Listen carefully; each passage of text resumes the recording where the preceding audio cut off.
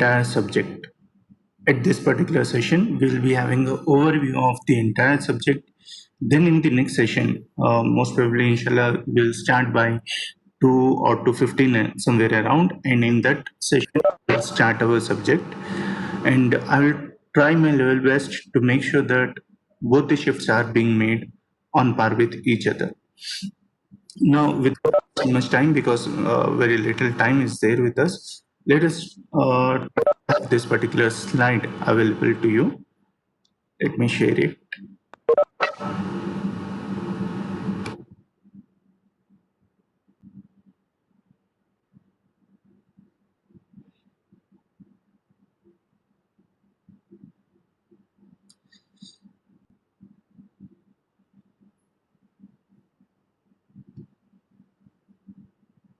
Is this slide visible to all?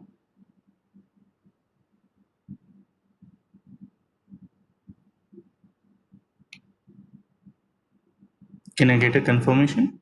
Okay, good. So, thank you. Let us try to see what we are going to learn here.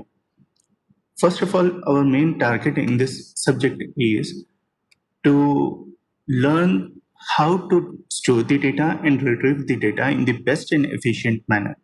So we are going to deal with completely something called as data. So we will be learning what exactly this data is.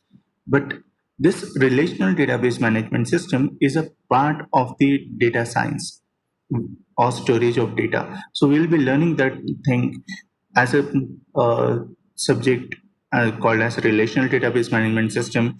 And this relational database management system is going to have a 5 units altogether. First unit is going to detail about the few basic concepts. What is the data, how the data will be represented, all those concepts. And one of the categories of the DBMS is relational database management system.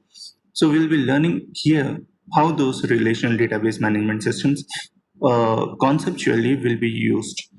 So here you will have the weightage of marks as 3 short questions will be coming. It is very important, very scoring subject, and 2 long questions will be coming. It is very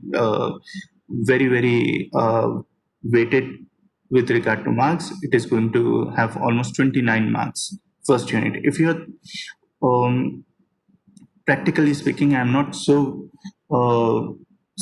fond of these marks. I don't like to talk in terms of weightage of marks, but practically saying, if you are thorough with this first unit concepts, then I can say that rest of the units will be a very easy understanding matter for you.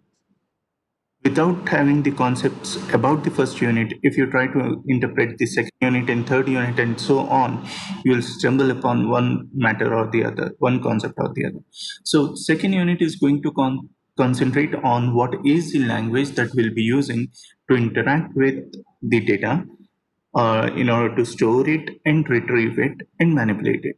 So we have got various languages, and one of the language which is available is SQL, Standard Query Language. So we will be learning in the second unit what are the basic concepts about the SQL and how to use them. We will be seeing a lot of commands in that one. Practically, we will have a lot of things to be done, and we'll try to learn a lot through SQL. Then in the third unit, we will have certain advanced concepts that are added on top of the SQL in RDBMS. So third unit is easy and a scoring one. You will have almost 18 marks. It's a short one and a scoring one. It's not lengthy. But first unit and second unit, they will be little lengthier. Fourth unit is also easy. It is going to include some programmatical logical usage along with the SQL. We call it as procedural language with SQL. It's not programming language with SQL, it's procedural language with SQL, PLSQL.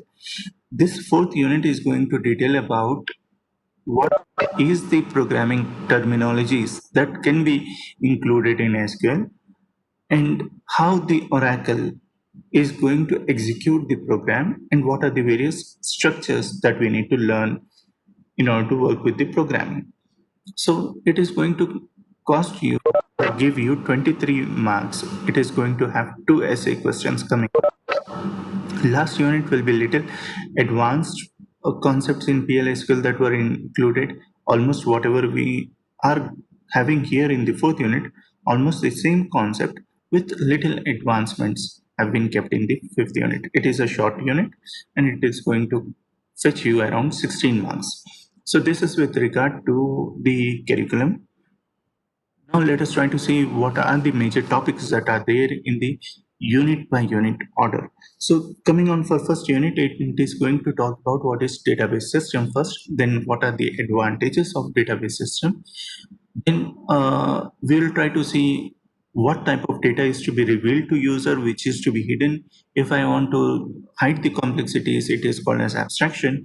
Then we will try to see how to store the data. What are the various models that are available in which I can store the data? Then we'll be seeing what are the instances and schemas. Instances and schemas are very similar to that of your variables, and it's at a particular moment of time, what is the value stored in the data is called as the instance. What is the exact value at a particular moment of time is the instance. Whereas its logical representation, its type representation, its structural format representation is a schema. So plural of schema is schemes. Next, we will see how the data is independent, means in the sense what will be there called as independence in data, and if the data is independent, what will be the benefit? If the data is not independent, what will be the benefit? We'll be learning how many types of independence of data are there. Basically, two types. One is physical independence, second is logical independence. Then we'll move on for learning what are the various languages that are available to define the data as well as to manipulate the data. Then we'll be trying to see what database managers are expected to do and what are those managers going to do. Then we'll see what are the other users that are going to work on in database.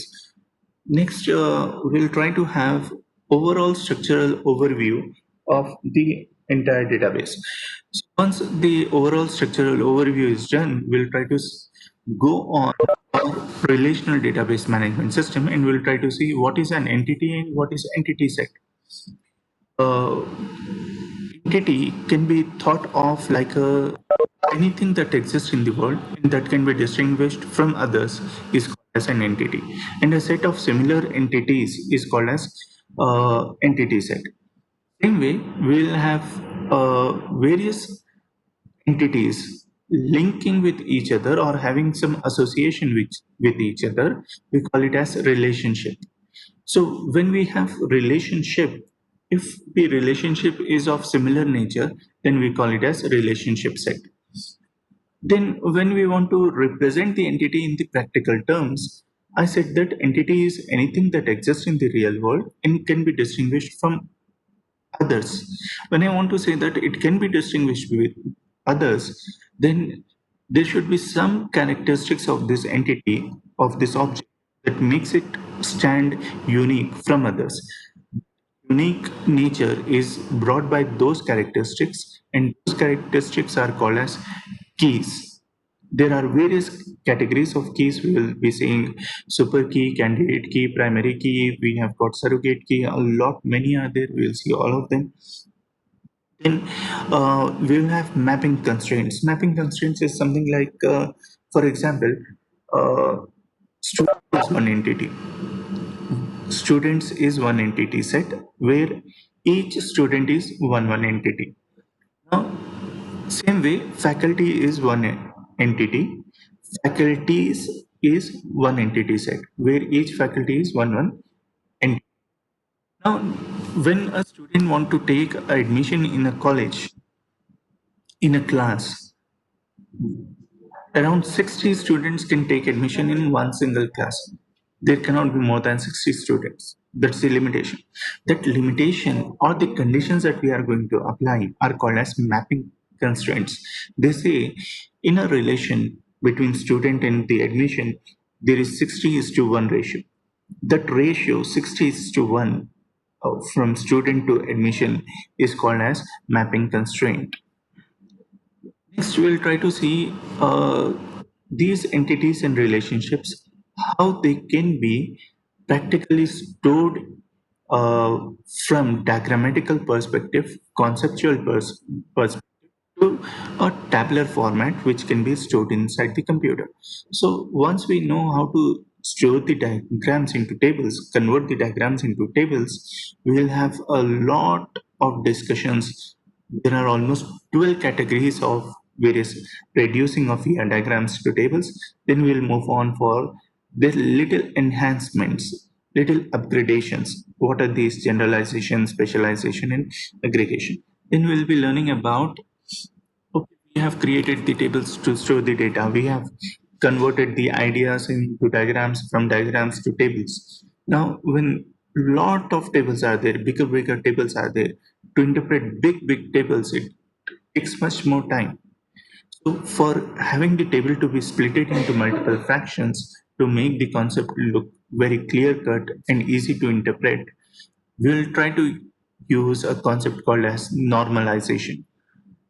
So we're trying to see those type of tables which in a table, those type of characteristics which can be kept in one single table, and those which are not dependent on the previous table can be kept as another table. We'll see all those things. We call them as functional dependencies. As I said, we'll be looking into normalization of tables also. Got various categories, almost 5 to 7 categories are there. First normal form, second normal form, third normal form, BCNF, Boyce code normal form, fourth normal form, fifth normal form, BCNF, sixth normal form, and seventh normal form. All are there.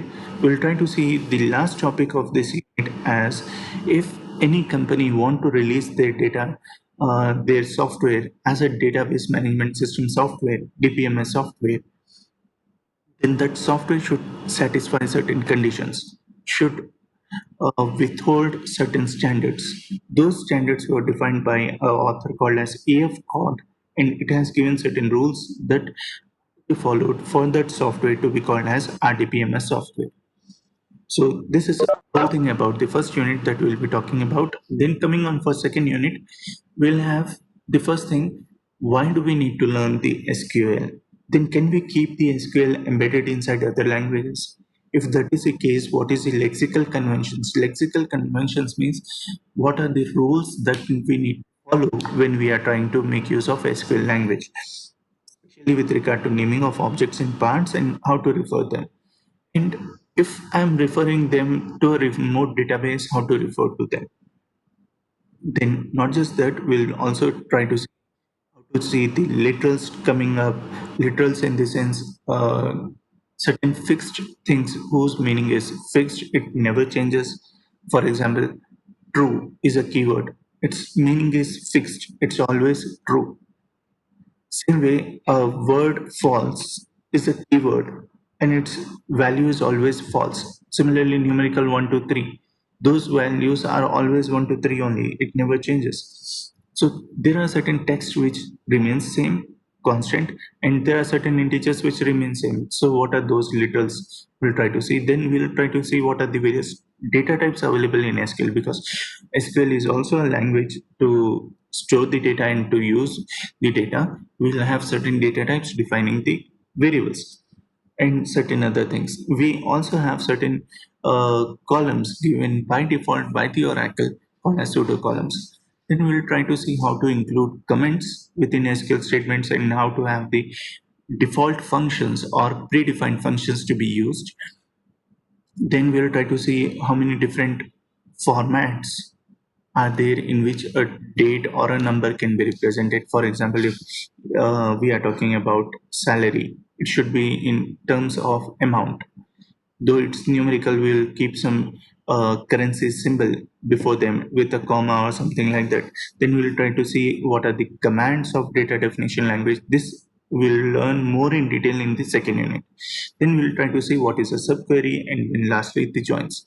Coming on for third unit, we'll try to have understanding of what is schema. Logical representation of anything is called as schema. What are the various guidelines for managing the schema? Then we'll try to see if I am trying to save the data, I'm trying to define the schema of the data first.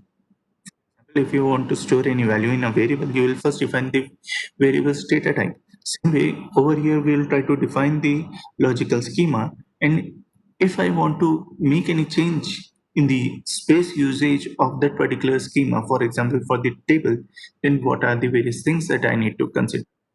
Then what are the various ways or procedures for creating tables, altering tables, and dropping off tables? We'll try to see all those steps. Then we'll try to see something called as very helpful called as sequences.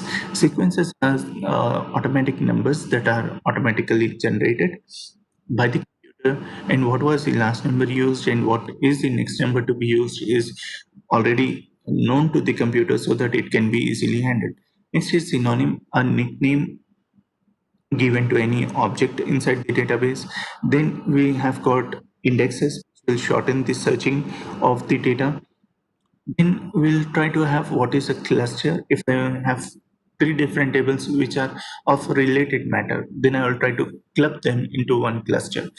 We'll try to see how to create views. This is very important concept, views, and we'll try to see a lot of things how to create a view, and a lot of talk will be going on views, practically how they are useful.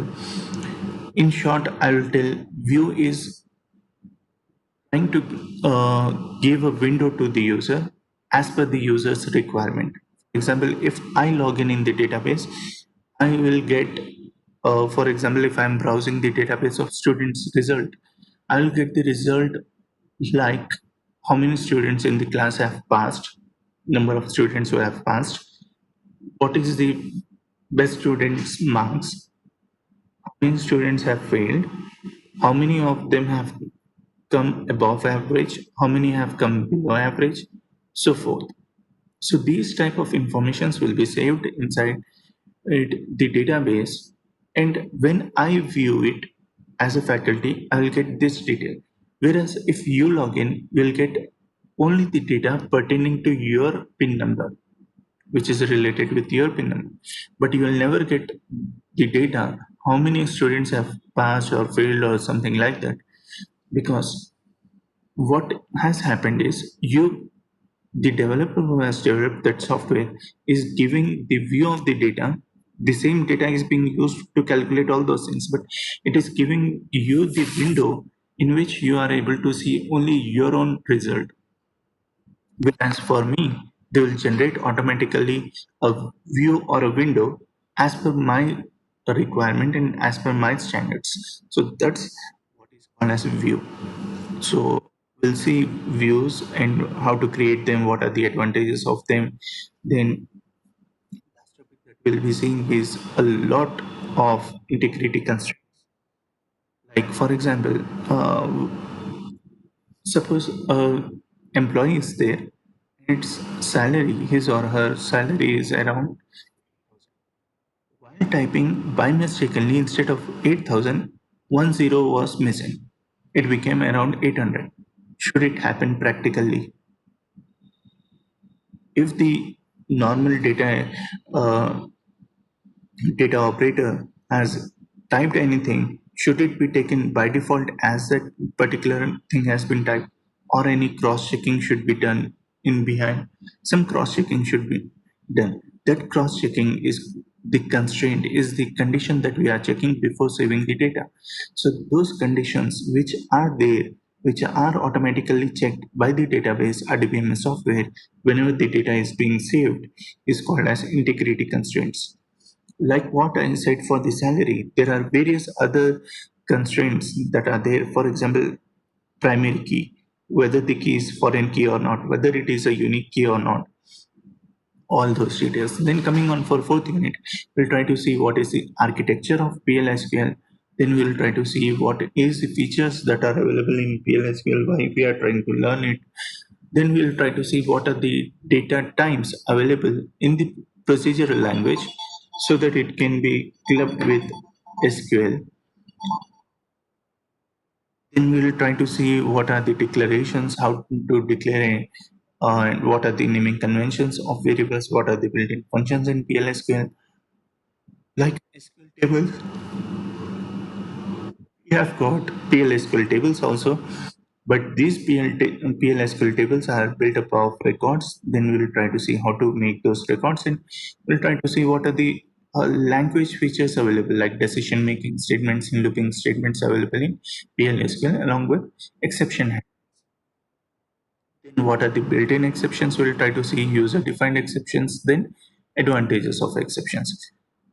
Then coming on how those exceptions actually work, from one exception to another exception, how it propagates, or if I want to re-raise an exception, how it. Then we'll try to see, can I save the part of a program and make it run independent of other programs? Subprograms, and if I'm storing it permanently in the database, then it is called as stored subprogram. So we'll try to see all those subprograms like procedures and functions. We'll try to see what are the differences between these two. Then we will try to see what are the various methods or modes in which parameters can be passed in PLSQL. Then what are the default values of those things. Then what is global variable, local variable, and system variables. Lastly, we'll see what is a recursion. Coming on for fifth unit, it is little easy. We'll try to see what is a cursor, but I'll introduce the concept about cursor in the fourth unit itself because it will be easy for us to understand it here. Then one of the biggest things, most important things that is there is triggers. Trigger is one of the very important topics that we'll be learning with various examples. And why it is so important, why I'm stressing so much, I'll try to explain it there. Then we'll try to see those subprograms which we have talked about in the fourth unit. If I'm storing them permanently, how to store them and how to make use of them. Then can I club various subprograms which are related with each other into one single bunch so that it can be introduced as a one single package? Then we'll try to see how to create that package and what is the advantage of that one.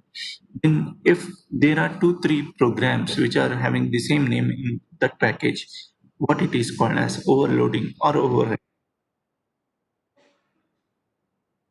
So with this, we'll finish our brief introduction to our subject. So as I can see earlier, I got the information that from Sia, some were taking lunch. I don't want to disturb a lot for you. At afternoon time, I want to start our class directly. So I will be available by around 2 o'clock. So 2 to 3, and then 3 to 4, we will have the class, inshallah.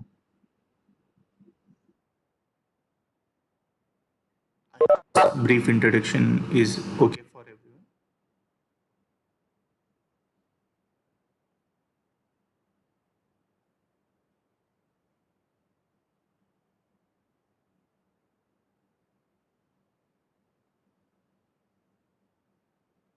Fine. Thank you, Kamal. Thank you, Rohit. So we'll end the session here. Inshallah, we'll have by 2 o'clock. I'll inform you. I will let you know. Meanwhile, take your lunch.